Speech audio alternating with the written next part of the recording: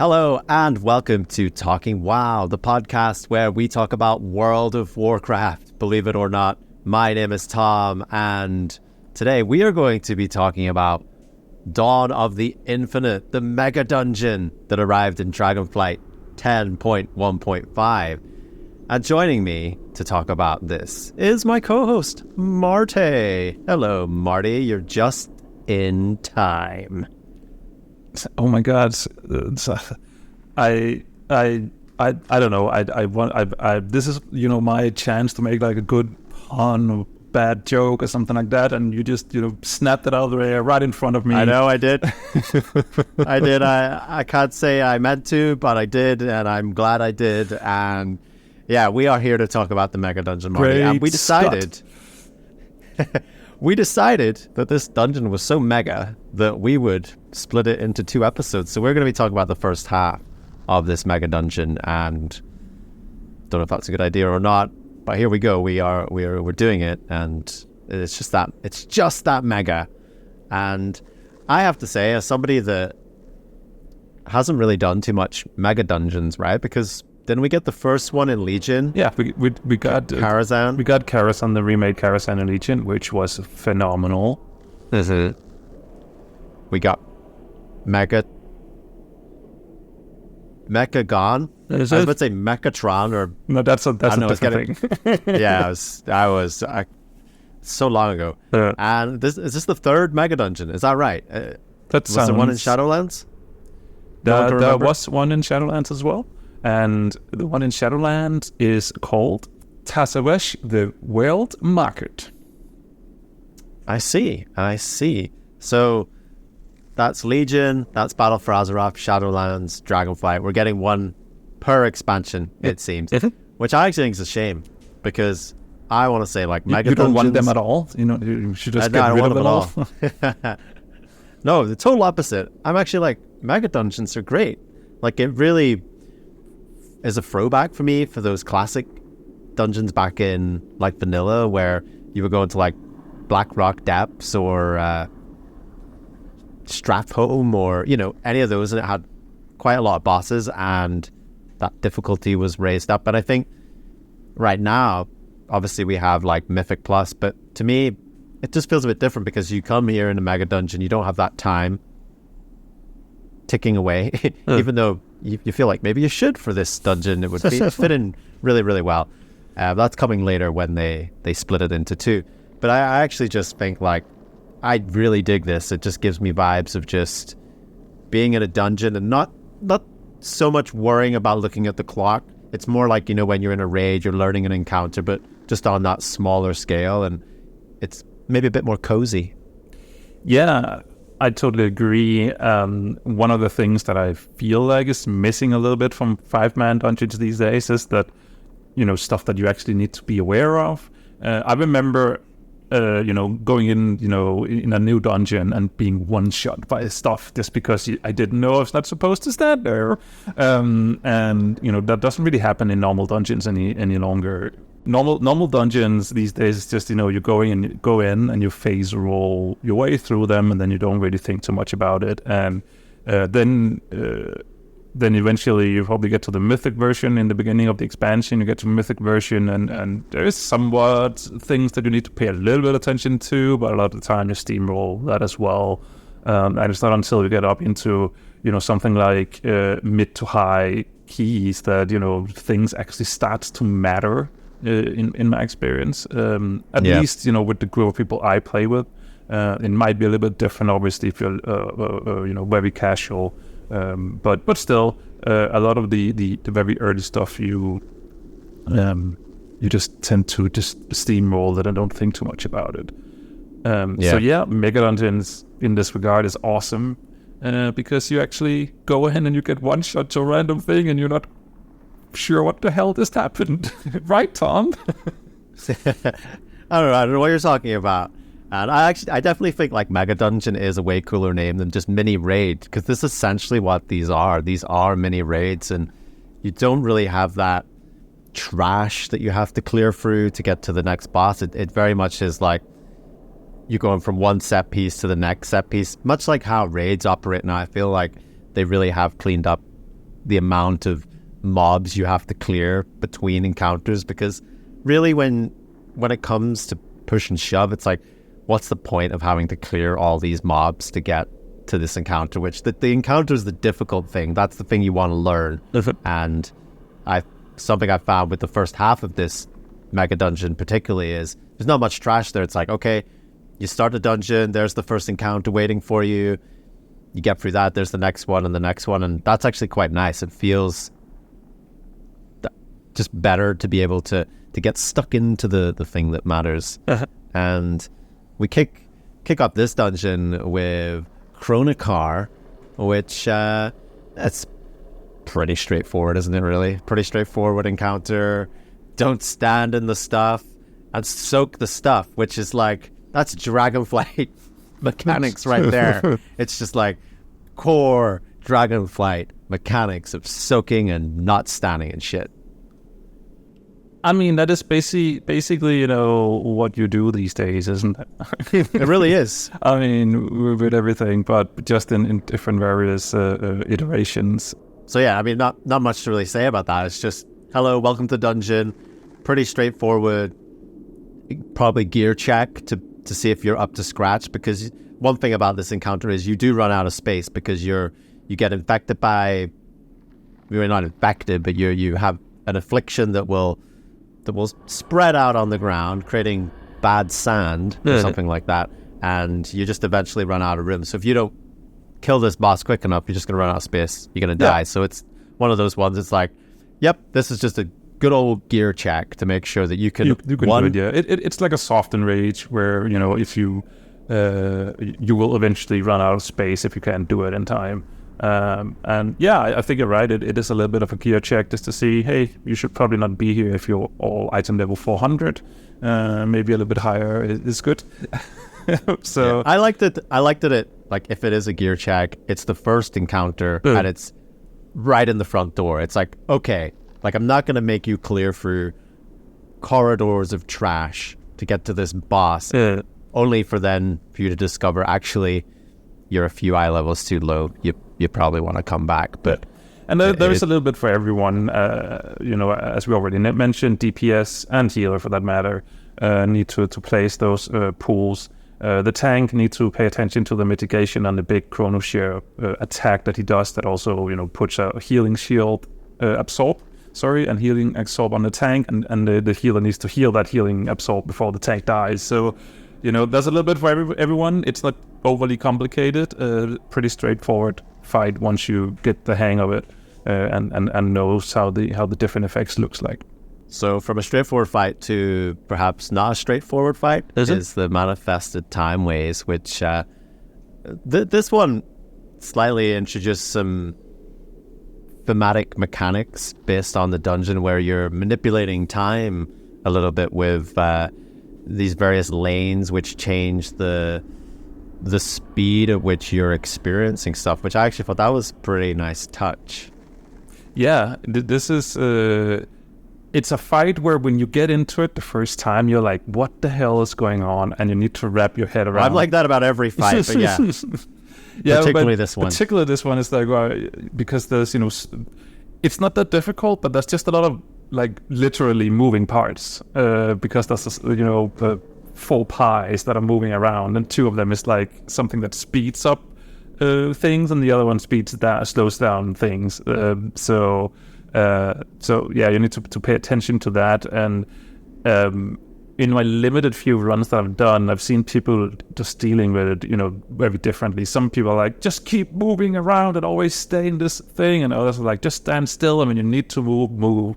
And I think it really depends on what type of class you're playing, because the people who are like, just move around, are usually melee people, because they have the luxury that they can move and DPS at the same time.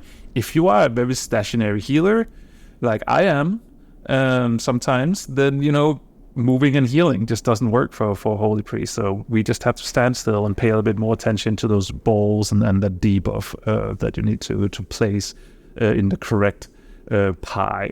So yeah, I was okay with the slow balls, but the fast balls, they really took me by surprise. And I'm not gonna lie, I did die a few times on this boss, but one thing I will say is this is a really fun fight to spectate when you die, because you have this circular platform, like you say, Marty, you have all these different pies, and visually really, really good for like understanding what is going on. And sometimes I think I find a lot of encounters, it's really just hard to see what the mechanic is. It's just, there's a lot going on. This encounter, fantastic. Like when I was dead, I was spectating, I was watching the rest of my teammates, carry me through. And just seeing that in action was actually like, that's really good. Like, I feel like if you're dead and you're spectating a fight and you can actually learn from it, like that's a good thing. And I feel like that rarely happens. Sometimes you die and the encounter's still going on. There's loads of abilities happening and it's just like, well, I don't know what's going on right now. This one was actually a lot more clear, and I think maybe that is a sign of like, that's actually just a really solid design that visually it's digestible in that way too. So when you fail, you can actually still learn. Yep. Not that you died, Marty, right? You would never die in an encounter no, absolutely. to be learning things like that. But even when we wipe, I don't die.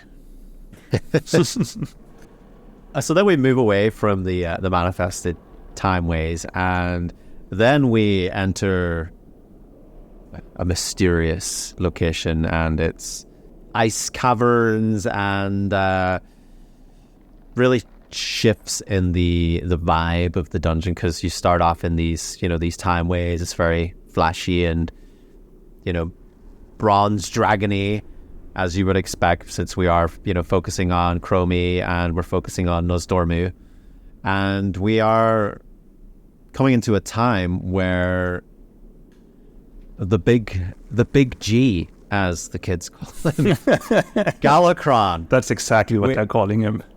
We are on the site of Galakrond's demise, and we're walking through this cavern, and we're seeing these big claws etched into the side. We're like, whoa, what is that? Well, some people don't even pay any attention to what is going on beyond like just the enemies and the mobs. Some people don't even see that. Like, we had someone in the group going, oh yeah, there's Galakrond. It's like, you didn't see that? Okay. Anyway. But before we get a good vision of the head, we have to get through the Blight of Galakrond.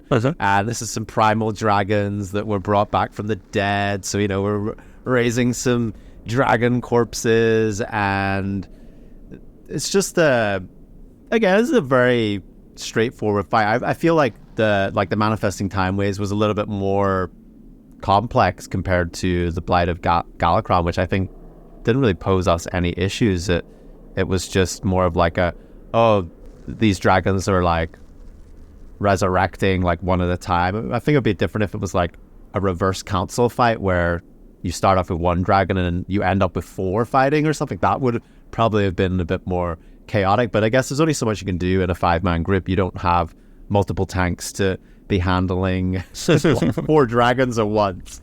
No. I do think, though, that compared to the other fights, this fight was a little bit more straightforward. And I think even in our run, we did it like in the first or second try, something like that, where the others required quite a few tries to get things right. So yeah, definitely a little bit more straightforward. Obviously, we went in there just for whoever's listening with someone who had actually done it before. So who knew the tactics. So obviously this is not like a let's just go in and see what happens thing. We actually did have a guide with us that helped us with the tactics. A great tip as well. If you're going to do a dungeon, take someone that's already been there and completed it. Really helps getting through certain aspects as well. But yeah, to me that was just like that's like a standard fight. Like, there was nothing really stand out about it. And then we moved from the Blight of Galakrond to, somebody we've been looking forward to facing off. And it's a Ridderkron. And Ridderkron, the most powerful incarnate, apparently. And we've been waiting for this moment. It's like, okay, we're going to take a Ridderkron down in this dungeon. That's it, No end of raid encounter here. But it's like, no. This enemy has over 4 million health. You're not taking that down with 5 people. No, you are not. But no, this is one of those fights where it's more about staying alive. Obviously, there's like you do need to do some DPS to a certain point to progress the encounter. But basically, it's about survival. You need to survive, and you need to help Chromie survive.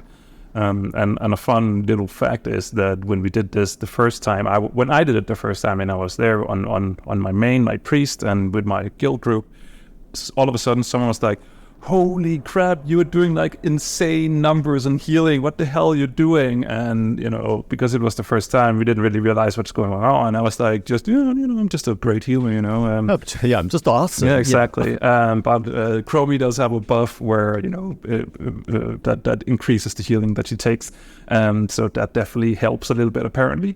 Yeah, because as a healer, you want to be throwing some heals onto Chromie as well, because you've got to keep Chromie alive. It's not your standard Warcraft fight where there's the big enemy, you got to get that health to 0 and the fight's over. It's actually different from that, where it's a survival. And again, that's something we don't see too often. We don't see the encounters really stray away from those encounters where it's like, yeah, you just got to kill this boss. You got to work out how to survive, like the mechanics, but you got to kill that boss. This is just like, no, you've got some things to kill, but you are holding out for dear life, because Ridicron is not. He's going to be a raid boss. He's going to be in one of the raids at some point, most likely. So we cannot kill him in a 5-man. And that's something as well, like something we've talked about a lot, is that presence of the big bad, or one of the big bads during the expansion. Now we've had that almost slightly reminiscent of like the Lich King showing up in a dungeon going, hey, I'm here doing some bad stuff, but I'm going. Like, I'll give you a little taste of my power. But like, this is like part 1, and we might have part 2 and part 3 later on. But it's nice just to be like, okay, we get that initial like face off with you. Much like how we had a bit of a face off with Farak just in like questing in the Zarlek Caverns. It's like, we had a taste of your power, and it's like, we are not powerful enough yet to take you down. And same with Ridicron, it's like, nope, we're just not capable of that yet. What's going to change for us so that we can? I guess that is the question. More people. Just a simple numbers game, really, isn't it? But it is nice to have that interaction with this character, to have a chance to be in the same space as them, because we've seen Ridicron in the cutscenes being all smug and having this master plan, perhaps. And it's like, well, we've duked it out with you, and well, you win this time, but we survived, and we go again at a later date. But again, I like that, and it's something we've been talking about, is just building that narrative of the big bads, and just giving them some gravitas to that as well. It's not just like the first time we meet, we smack down on you and you're gone, and it's like, okay, well, you weren't really that big of a deal anyway. No. So I know you don't have too many other of these mega dungeons to compare to, but what are your thoughts on at least the first part of this dungeon so far? What do you think of the whole mega dungeon concept? Well, like I said at the top, I really like just the concept of mega dungeons anyway, and this one, I think it's excellent. I think the first half of the encounters, it's challenging enough, it's engaging enough. You're getting some loot there as well if you're coming in not too high geared, but also you've done a few mythics, but you have some space to get some drops there as well, so you get that feel good of like you're upgrading your character a bit as well. And again, it's a bit of a side tangent of the story, because you're dealing with Nosdormu. It's not the overarching theme of Dragonflight, but it's obviously a narrative we've had there with Nosdormu and what's going to happen with them, because we know that they maybe go bad in a certain timeline, and that would keep getting related to that. But I think, yeah, you've got some story in there, you've got some fun, really visually appealing encounters. You've got, revisiting massive lore character, albeit a dead Galakrond, but just getting that perspective of Galakrond, because we've seen it, if you've read some of the books, if you watch some of the cutscenes at the start of Dragonflight with like regards to like the animations and stuff, you got this perspective of like Galakrond, he's big, he's hungry, and he's gonna eat you. But I think you don't really understand that until you just see something, you know, and you go into this Megadungeon and you facing off with a Ridicron, and just in that distance is Galakrond's big old head, and there's just something good about that. I don't know. I mean, how are you feeling about the Megadungeon? Even if you just watch it on, because if you're listening on the podcast, obviously you can't see it, but if you're watching on YouTube, you can actually see his head in the background here. That, you know, it's huge. He looks quite cute, actually. I sort of want to pet him. He looks like a bit like a hamster or something, but Galakrond is not cute, and luckily he is not active right now. I think that my opinion on the Megadungeon is that this is definitely in my top 4 of these Megadungeons. It's really good. It's up there. Such a politician answer as usual. I think the one that I enjoyed the most so far is the Karazhan one, because it was the first one that came out, and it was just so good, and the changes that they had done to it compared to the original Karazhan was amazing. And that wasn't a Megadungeon, that was a remaster. Well, the thing is that they did change up, you know, bosses and things inside of it. They did. They changed the surroundings for the later parts of it, and it wasn't not just like a standard Blizzard rehash. It was actually pretty well done, and I really enjoyed it. And I think the Shadowlands one was not that well received, even though me personally I kind of enjoyed it. I thought it was a pretty decent one. It's not great because you're calling it the Shadowlands. So, you know, you're not even calling it by its name. Who cares about those names? I'm just generally bad with names. You know, for me, it's that dungeon with the centaurs. You know, that's the one we're doing. Oh yeah, that one. Yeah. So yeah, no, I think I didn't dislike the Shadowlands one. I just think that because I never got to play it in its Megadungeon form at that point, because I was not in a guild, and I think it was also sort of semi on a hiatus. So. I didn't really do it until it got split up into Mythic Plus. So I've only run it multiple times as Mythic Plus, and I kind of enjoyed them. They were fairly quick to get through. And yeah, I think the magic of them, and they're still good dungeons, but once they get split, I think it takes a bit of the magic away of just like you have this seamless, you know, multi-boss dungeon, mega multi-boss dungeon, because all dungeons have multi-bosses, but there's just this, you know, this list of bosses you got to get through, and it's a bit of a, you know, mini raid. And you know, once that gets split in two, and I'm not saying they shouldn't do that because that just makes sense. You get to put it into the Mythic Plus pool as well, but it is just a change of pace from Mythic Plus, and it's mini raid style, and I just like that smaller setting of learning an encounter where it's like we can do it with 5 people, and I think that in some ways does make it more accessible for players who perhaps don't have that guild or that larger community to group with as well. And because I don't know if we mentioned, because they will split into, when they split them, they will also be heroic versions, so you can queue up for them. So you know, and probably a little bit more face rolly than the Megadungeon versions of them. I would very much hope so. And knowing heroic difficulty, yes, you will put on a blindfold and you will get through that without much hassle at all.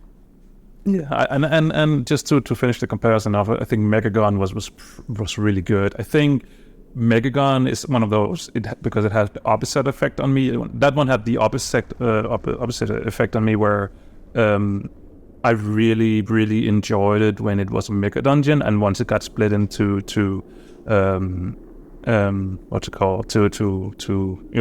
parts, and I ran them as Mythic Plus. One of the parts, I just really, really hated that one. So you know, my feelings towards it changed a little bit. So it's one of those things where it might work in one iteration, but the other iteration, it still works, but you know, it's just less fun to do. One thing that I don't know if you know, but there is like a little bit of a tradition to also do a little bit of a fun little spin on these things as well, aka hard modes. Megagon at least had had like hard modes to the bosses. Really? Similar to Ulduar, where don't press this button, Mimiron, things like that. And Karasan had like not a hard mode per se, but more like a timed thing where if you did it in a certain time, that you would get like an extra boss which would drop a mount or something like that, if I remember correctly. So you could get a mount. And this one actually has a little bit of a fun little thing as well. I don't know if you're aware, but if you I'm not aware. I'm not aware of this. I mean, I knew there was something in Karazhan with the timed summoning of a boss, which have since gone back because it drops them out. But no, do tell. Yeah. So you can get an extra high item level, extra chance of a drop on the last boss if you complete the dungeon without dying. No chance of that then. Let's move on from that, because there's no point even dreaming of that ever happening. How will we feel about the Megadungeon when we're done? We've still got another half to go, but this has been part 1 of our talk about the Dawn of the Infinite. How are you finding the dungeon? Are you enjoying it? Do you love Megadungeons as much as me and Marty? Or do you just think they're tiny raids and they shouldn't exist? I don't know who's thinking that, but somebody out there might be. But we're big fans of Megadungeons here, and I would love to see more of them. Would you? You can let us know in the places that you do that. And that has been it for part 1 of this. Be sure to check out part 2, where we probably have a totally different tune, and who knows, part 1 very good, part 2 only time will tell. I've been Tom, that's been Marty, and we've been talking WoW. I'm hungry. Thanks for tuning in, champion. Did you enjoy this episode of Talking WoW?